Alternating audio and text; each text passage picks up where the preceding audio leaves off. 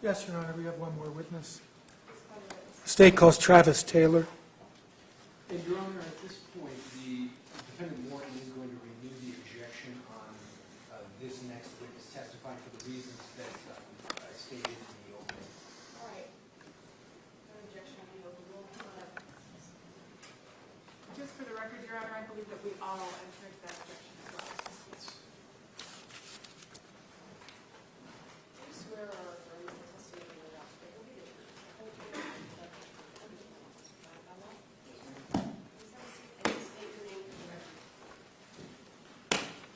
My name is Travis Taylor.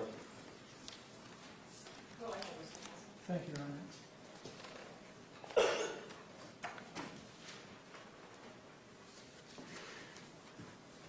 Mr. Taylor, what's your occupation, please? I'm a special agent with the Federal Bureau of Investigation How long have you been with the FBI? for approximately 4 years. Okay. And did you have occasion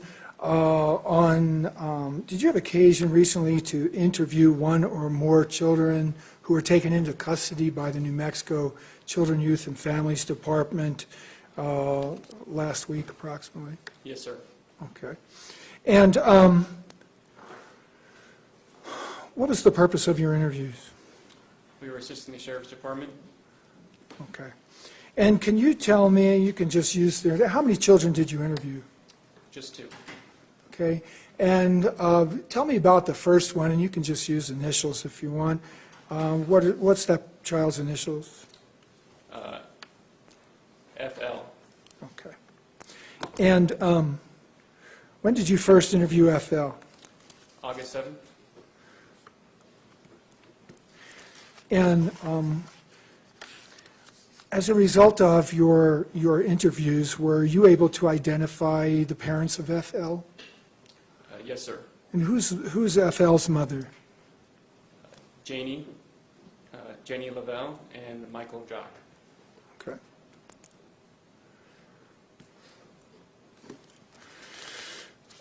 What kinds of things did you ask FL? I asked FL to tell, if you wouldn't mind talking to me about how he got here, and also what happened to Abdul Ghani. Can you tell me what the age of this individual is? The child? 15. Okay. And what did FL tell you about how, when you say here, you asked him what, New Mexico or where? Correct. Okay. What did FL tell you about that? The journey started in Georgia. Where do you want me to start, if you don't mind me asking? Well, start where he started. So he talked about leaving Georgia and the reasons why they left Georgia, that being that Janie had a message from God that they needed to leave and head to New Mexico, and that Abdul Wahaj would, once the demons were expelled from his body through religious rituals, that he would become Jesus, and then once he became Jesus, he would instruct the others of the property or the family on what corrupt institutions to get rid of. Okay. And did he tell you when they came to New Mexico? I think it's approximately January.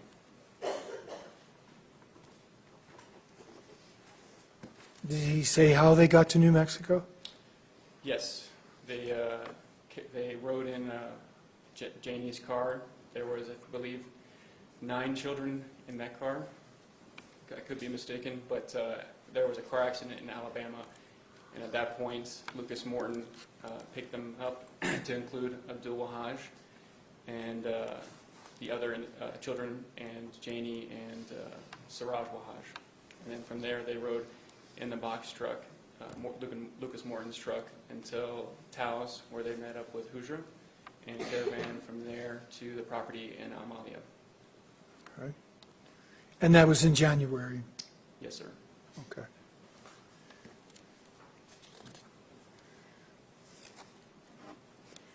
And as a result of your interviews, and I mean with him or other interviews,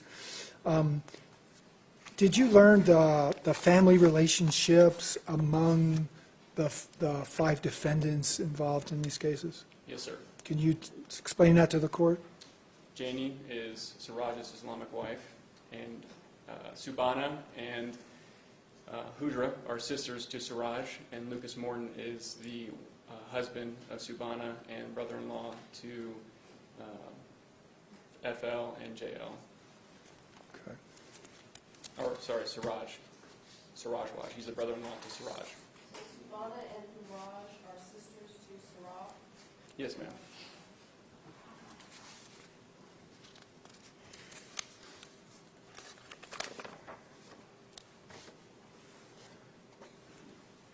You talked about rituals concerning, I think you used the word demons. What else did you learn, if anything, from FL about those rituals? The rituals were to expel demons, and in the process started in Georgia, and then once arriving in New Mexico, Janie received a message from God, and she ordered Siraj to continue doing the rituals. And the rituals consisted of reading 2 surahs, Nas and Falak, from the Quran, and Siraj would hold his hand on Abdul's forehead and read the rituals.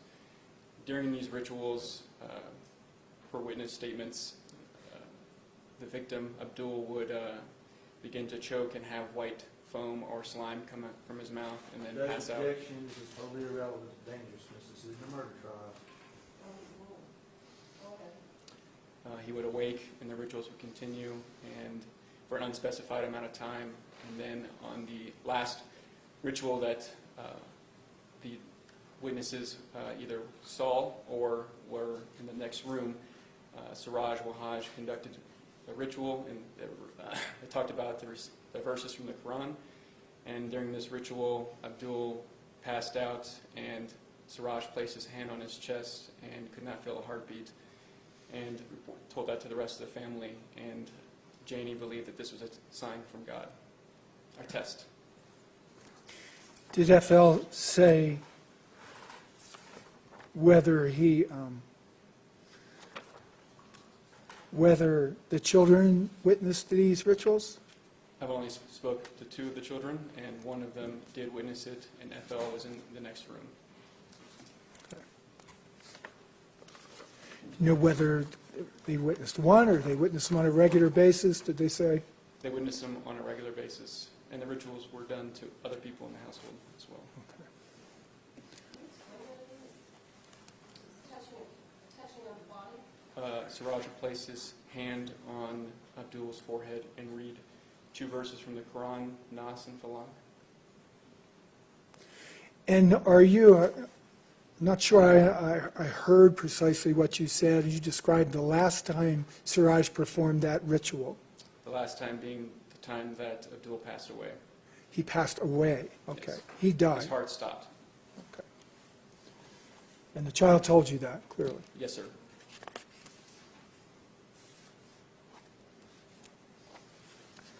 Did you ask him if he knew when that occurred? Approximately February 2018.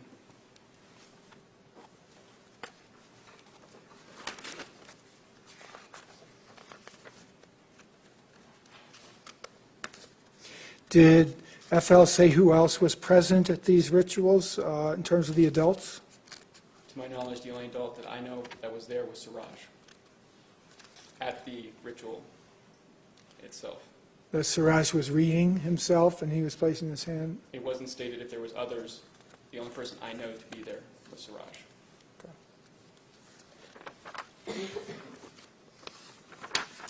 What else did you discuss with FL? We talked about who instructed them to move from Georgia to Alabama and then on to New Mexico. Those messages were from God were given to Gabriel. Then Gabriel is a character that's in the Quran who then gave them to Janie, who translated the messages to the rest of the family. And all of the adults that were there, the defendants, knew what the purpose of the going to New Mexico was, and that the ritual was going to be conducted on Abdul. And so the defendant, Janie LeVay, was giving the orders to the family about where to go and when. Yes, sir. Did there come a time when you discussed firearms training with FL? Yes. During an unspecified time during their arrival in New Mexico, they began learning, when I say they FL, JL, Lucas Morton, and Siraj were doing tactical training to include speed reloads, tactical reloads, moving and shooting, and room clearing. And who was doing that? Who? When you enter through a door and you're clearing a room for any hostiles inside the room, tactics that are involved in that. Who was providing the training? Siraj.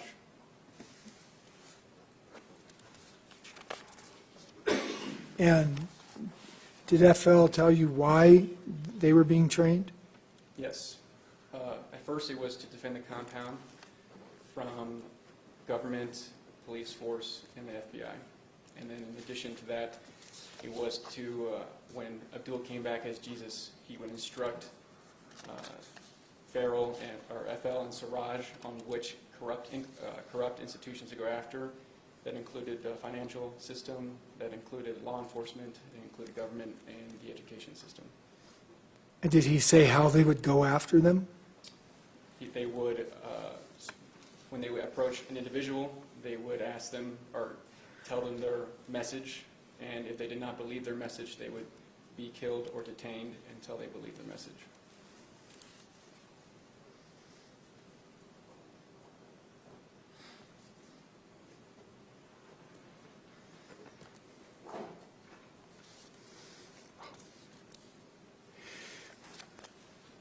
In terms of the firearm training, you referred to FL and JL. Who is JL?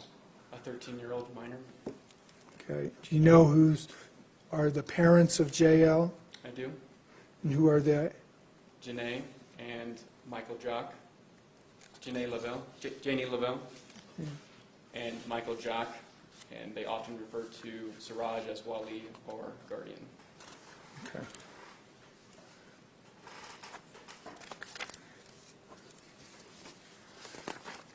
Did you speak to FL at all about what happened when the police came and to serve the warrant?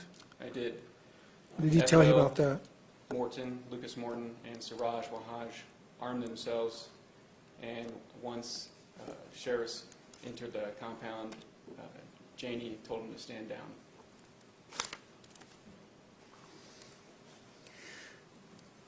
Did FL say how they were armed?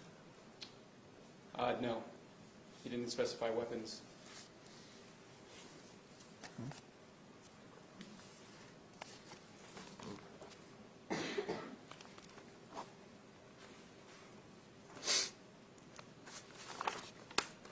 FL talked about not intending to actually shoot at the sheriffs, that he himself. So was there anything else FL told you on August 7th?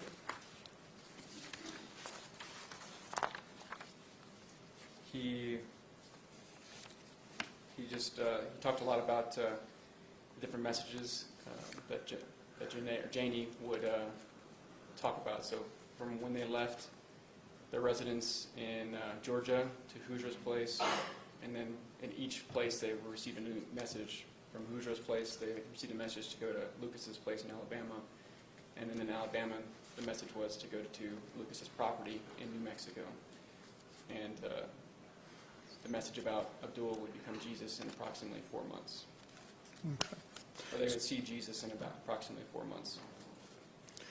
So the property in New Mexico where they were living was Lucas Morton's? For reports that I have, but I have not seen the deed. Okay.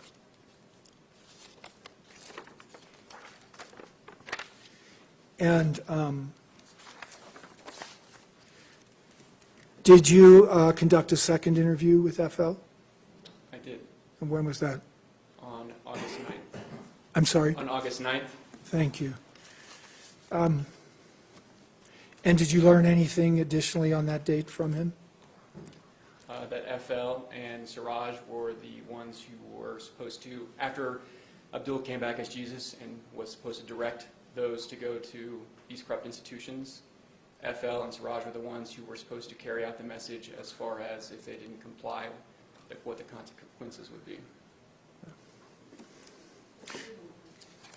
The corrupt institutions would. And so there come a time when you interviewed JL as well? On August 9th, prior to FL. Okay. And what did you discuss with JL? It was much of the same story to talk about that while in Georgia, Janie took a pregnancy test. She was positive in her pregnancy test, and then soon after, Hakama Ramsey, the biological mother of Abdul Ghani, became pregnant. After she gave birth, Janie thought that Hakama used black magic to steal Abdul from the womb, and then in a different instance, while holding Abdul Wahaj, she asked Abdul, "Am I your mother?" And he said yes, and so from there on she knew that that was her child that was stolen from the womb. So she believed that Ghani was her child. Yes. And was there anything else you learned from JL when you interviewed him? That Janie thought that Abdul was already dead, and that he was only being able to walk and move because of demons inside of him. And the only way for him to become Jesus was to expel the demons through rituals. And once the last demon was gone, he would become Jesus.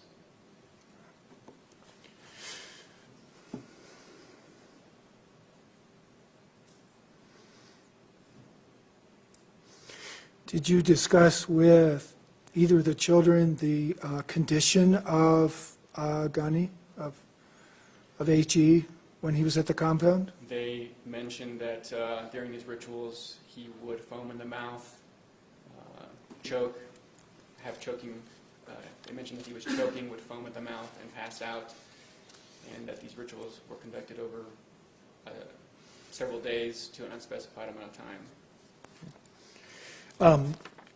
Do you know whether he could walk or talk? Did they discuss his condition outside of these rituals? JL mentioned that Abdul Ghani could not speak. And did he walk?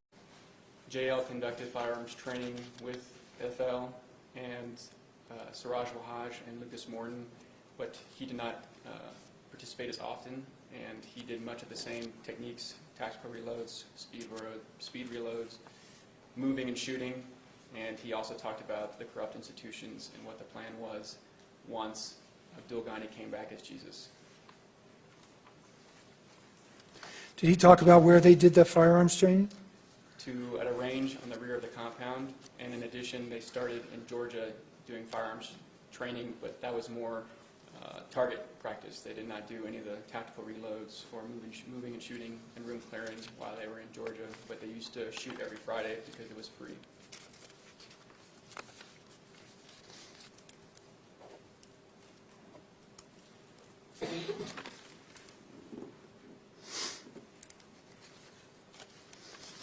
Did you discuss with either of those children what happened to Ghani after he died? Yes. What did they tell you?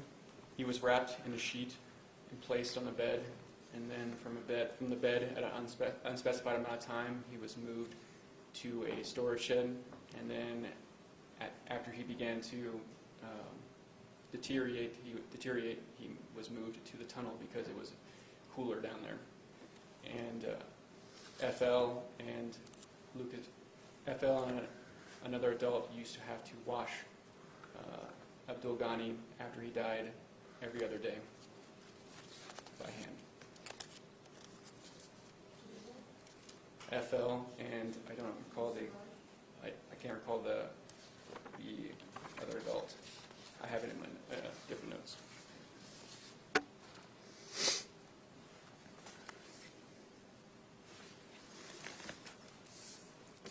That's all I have, Judge. Thank you. Good afternoon, Agent. Good afternoon. So the children, FL and JL, one's 13 and one's 15, correct? Yes, sir. All right. And when you spoke with FL, who is the older of the two boys, right? Yes, sir. And was any guardian or any of their parents present when he spoke with you? CYFD were his guardians at the time, and they consented to bring him to the FBI space, and then a separate interview was done at CYFD, brought by the foster mom at the time. So nobody from either one of these boys' real families were there when he was talked to by the FBI, right? Correct. Okay. So in fact, as you or whoever, law enforcement, spoke with these, a 15-year-old and a 13-year-old, they had been separated from any member of their biological family or extended family, correct? Correct. All right. Now, let's talk about FL for a second. FL described a ritual as you've talked about it, right? This Yes, sir. ritual. And this ritual, and please correct me if I'm wrong, but the ritual that we keep referring to is the reading from the Quran and the laying of a hand on the child's head, right? Yes, sir. Okay? And the Quran is, I think we all know, is one of the great works of religion that we are aware of. The Torah, the Bible, and the Quran are really widely considered the three great religious works, right? Yes, sir. And this ritual, I just want to make sure that we're not talking about something nefarious here. Reading of passages from the Quran and the laying of a hand on the child, right? That's it. What's the question? If that's what happened? Yeah. Yes. Okay. No more, no less. Correct. Okay. Not any, all right. Now, you talked about relaying a message, that a message was relayed to Gabrielle, right? Yes. Okay. Are we talking about Gabrielle, the angel Gabrielle? Yes. The same angel Gabrielle in the Christian Bible, right? I mean, who's the messenger of God? To my knowledge, yes. Okay. And so the child was telling you that he believed that his mother was receiving messages from the angel of the messenger of God. She would receive the message from Gabriel and translate it, yes. Okay, all right. And these messages weren't to harm the child in any way, right? They wanted to heal him. Depends how you look at it. Well, any other interpretation would be you dictating your religious beliefs on someone else. What you heard from this child is this family wanted to heal their very ill child, right? The two boys I talked to did not use those words.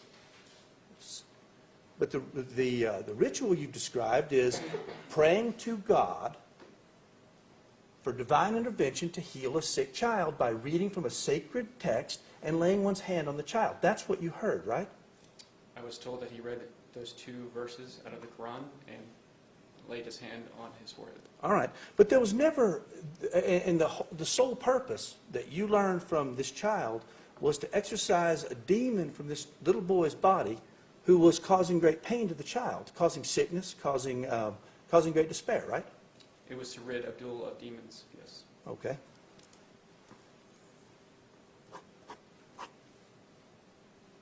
Now, let's talk for a moment about the tactical training that FL spoke of. Speed loading, room clearing, and what was the other one? Tactical reloads, Okay. and moving and shooting. Okay. And tactical reloads would be when you drop a clip and reload it very quickly when you're on the move. Yes, one could say that, yes. And speed loading would be using a device to speed load a revolver or to quickly load clips, maybe? There are speed loaders for that. His intention behind that, I'm not sure if he knew what that was. Okay. And then room clearing is certainly, it can be an offensive, but it can also be a defensive tactic, right? Yes. It's how you enter a room and make sure you don't get shot, right? Yes. Yeah. And the child specifically told you that that he and his relatives, his dad or stepdad, were all concerned about the dangers presented to them by the FBI and police and the government in general, right? Yes, sir. Okay. And the tactics were defenses against, at least initially, defenses against these external forces that he believed would cause them harm, right? Defenses and attack. Okay. And attack, you talk about room clearing and speed loading and right? The kid did not specify which tactics were for what purpose, but he did Okay. mention that they would eventually go after these corrupt institutions, get Okay. rid of, and it was clarified what get rid of meant. And this was religious, maybe educational institution and banks. Somebody else you talked about? Law enforcement, the government. Okay. To the best of your knowledge, there was certainly no, FL did never engage in one of these kinds of attacks on the government or educational institutions or banks, right? Correct. Okay. In fact, that was not to take place, or that was not to come to pass until after the little boy, AG, came back as the Messiah, right? Correct. Okay.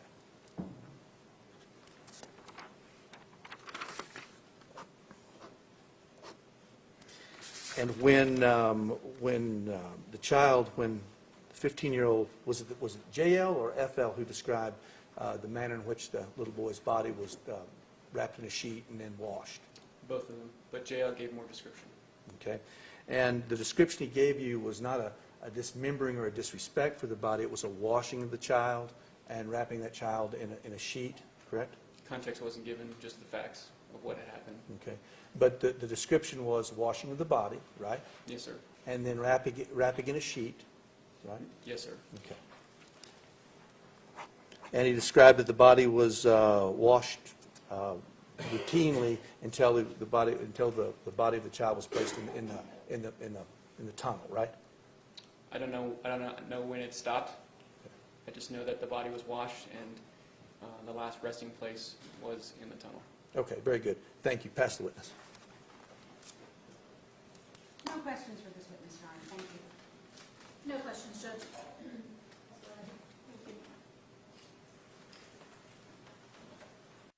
You testified that when everyone got to the compound, law enforcement got to the compound, Janie told everyone to disarm. Is that correct? Yes, ma'am. So Janie is the one that made sure that no officers were injured. That was not stated, no.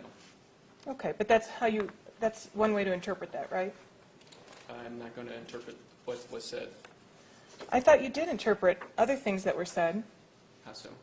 Well, you made reference to the defensive posturing of clearing a room. You talked about what FL and TL, what you interpreted them saying about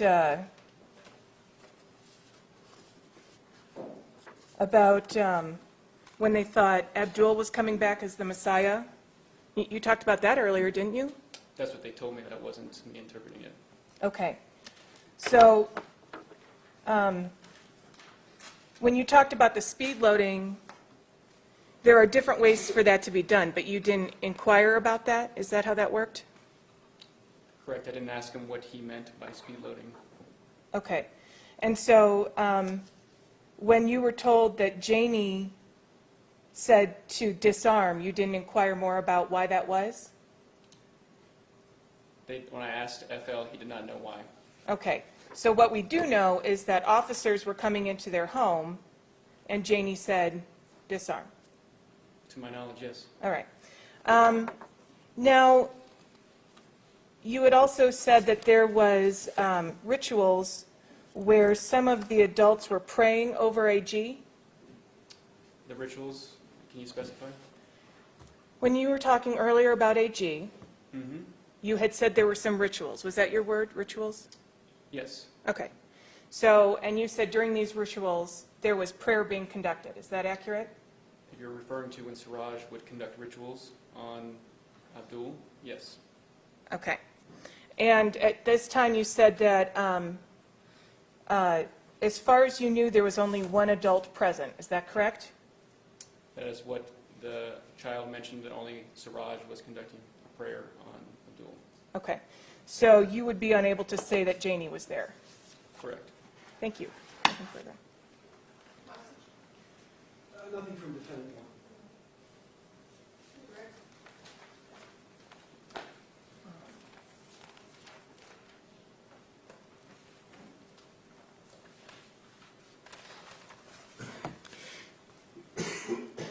Agent Taylor, Mr. Clark asked you whether FL had, in fact, never engaged in one of these, talking about assaults on institutions. Did jail tell you whether FL was armed when the law enforcement served the warrant?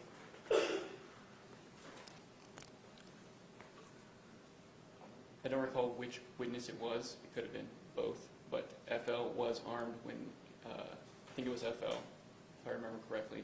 FL was armed, and he just said that he had never intended to fire on the officers. But he was armed to resist the sheriff's coming with the warrant. Yes, sir. That's all I have to.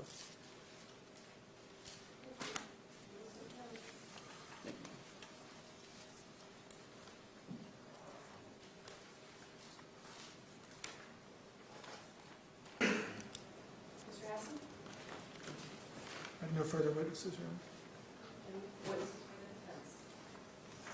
None for my client, Your Honor. No, Your Honor. No, Your Honor.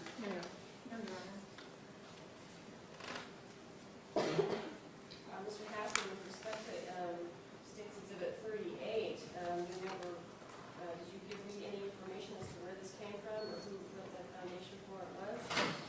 No, actually, I didn't, Judge. Yeah.